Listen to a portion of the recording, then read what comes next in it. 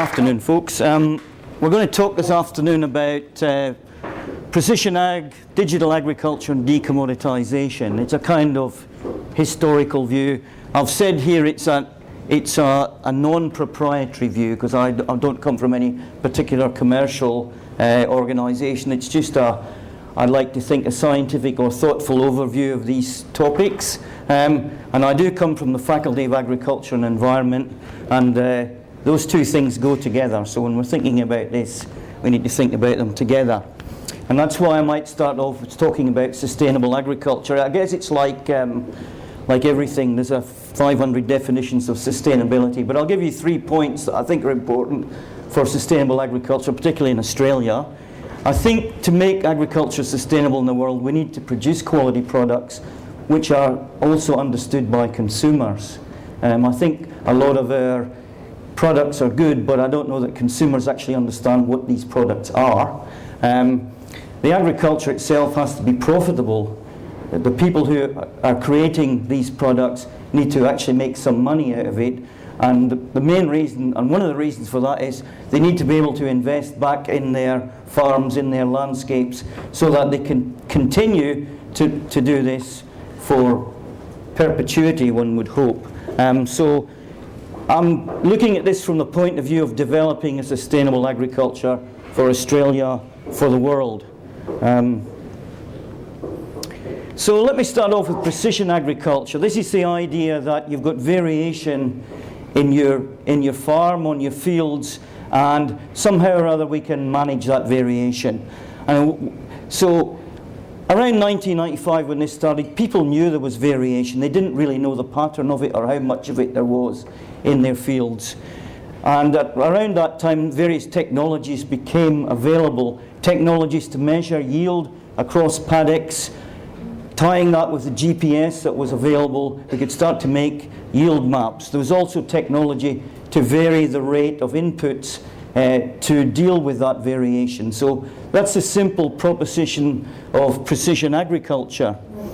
And by around 2005, which is when I kind of stopped doing a lot of work in this area, because we'd found out a fair bit, any field that you care to go into has a 3 to 4 fold variation in yield. And that also applies to other traits like the protein content or some other carbohydrate content of other, let's say, of a grain. At the same time, we had figured out some various variable rate technologies for applying fertilizers and herbicides to deal with the variation. I think the main thing that we had learned from that is that to do best, you don't want to make the field uniform. You want to recognize the variation and optimize inputs to deal with that, because not all parts of the field are the same. It's because the soil, largely because the soil water holding capacity varies markedly, and you have to optimize for that. So it's not like in other industries where you want to create widgets that are all the same. You actually need to recognize the variation and deal with that. But the results we had were fairly localized. This was localized across farms, across Australia, across the world. We still hadn't really figured out how to do soil measurement very well, and the crop models that people use to predict yield, and if you're worried about the future price of or hedging some commodity prices, these crop models don't actually work at the scale of fields. They do not recognize the variation we see within a field. They might work across a large region, but they really don't work in fields. Somewhere between 2005 and 2010, precision agriculture morphed into something called digital agriculture, something a little bit, it's just precision ag plus. And I think the major motivation for what we might call a digital agriculture is big data. There were, because of the internet and the ability to put data together, we start to get large data sets being created, and then you have to start analyzing those. And there's a lot more sensors, being able to be connected to the internet, sensors on farms for weather, for soil, and so on. So that added to what was already happening basically on machines with precision agriculture. Digital agriculture, where we're looking at the big data being collected, is largely being developed as commercial proprietary systems. The big companies, Deere, Monsanto and so on, are trying to gather all up, suck up all this data and create product from that. They want to make their money from the information that brings, not necessarily from the products themselves. It's a value add for them.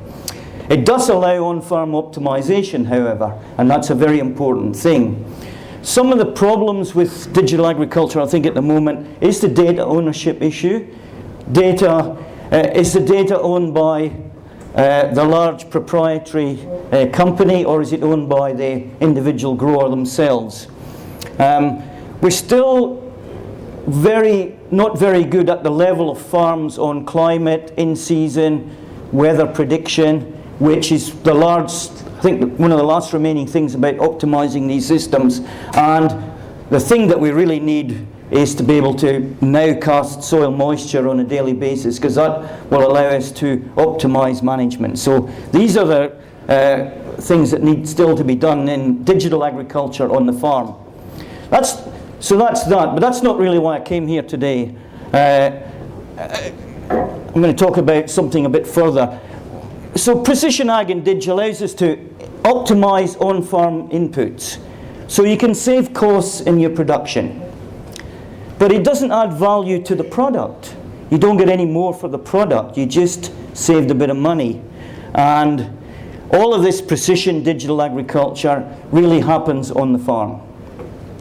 And what I think we need to do, particularly in Australia, but why in Australia? Because one thing I will say about Australian farming and farmers, they are probably the best adopters of technology in the world.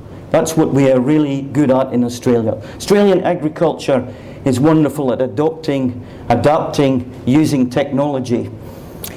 So I'm going to talk about decommoditization. It's not decommodification. I learned that because commodification is a word from Marxist theory, and we're not doing Marxist theory today. So we call it decommoditization. And decommoditization is the basis of high-value ag products. Wine is the classic example of something where you decommoditize. You wouldn't think of putting if you had a vineyard, putting all the grapes in one big vat and mixing it all together, and not suggesting that you had different varieties or different parts of the vineyard. You actually want to tell people that this is from here or there. We have a concept of terroir for wine, and basically by decommoditization I want to suggest we should have a concept of terroir for every product that we produce. So what are the criteria for this decommoditization? We need to measure a quality trait, and we need to use it to segregate that product. We need to carry along with that the management and environment information about how that was produced. And in Australia, we have this idea of clean and green. We need to be able to prove to people that that's how things are produced. And we need to also carry along with that the location or the terroir, how that was produced. And so now, don't think about a vineyard, think about a wheat field, and the fact that we know there's 3 or 4 fold variation in there, we know there's different protein contents in there. How can we take the different products in that field, and rather than mixing them together and getting one price point, get 4, 6, 10 price points for different characteristics of that grain? That's really what we're talking about with decommoditization. And in this idea, information adds value. The extra value comes from a little bit of measurement, a little bit of technology, but it's really the information that gives you the value.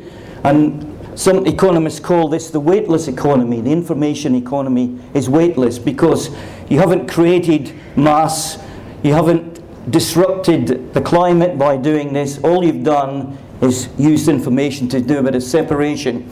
So technology can enable this information. That's why I'm here today, to just remind you that there are technologies that we can use to do this. And of course, when we tie that product that we've separated on farm with its environment information and its location, we need to get that to the consumer, and we need to do that in a way where it doesn't get corrupted. So that's the idea of the blockchain, allows us to get that information all the way to the consumer. So I'm proposing, I think what Australia needs is a digitally decommoditized agriculture. We've had the single desk. Well, this is a million desks, if you like. It's the complete opposite of how we thought about agriculture in the 60s and the 70s. We need to extend the digital agriculture ideas about optimization to the whole of the consumer supply chain. We need to recognize, measure, and segregate trait diversity on farm for all kinds of products. We need to manage that segregated product and metadata through the supply chain. So there are many issues there, but issues that are perfectly soluble. This adds value, and of course within all of that we need to provide feedback loops along the supply chain that allows the consumer to talk to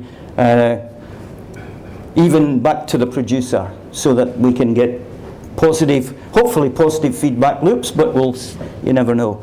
And finally, because I've used up my time, I think, to me, when I think about this, everybody, the consumers out there are worried, always talk about this industrial agriculture, which they really dislike. Is the industrial agriculture is it about the way we produce food, or the way that we just produce these bulk commodities? Well, I think it's a lot to do with the latter, and I think digitally decommoditized agriculture, where you can tell the consumer exactly what they're getting and where it's come from, and a lot about it, is the post-industrial agriculture that everybody's been looking for, and technology, Internet of Things, will allow us to do that. Thank you very much.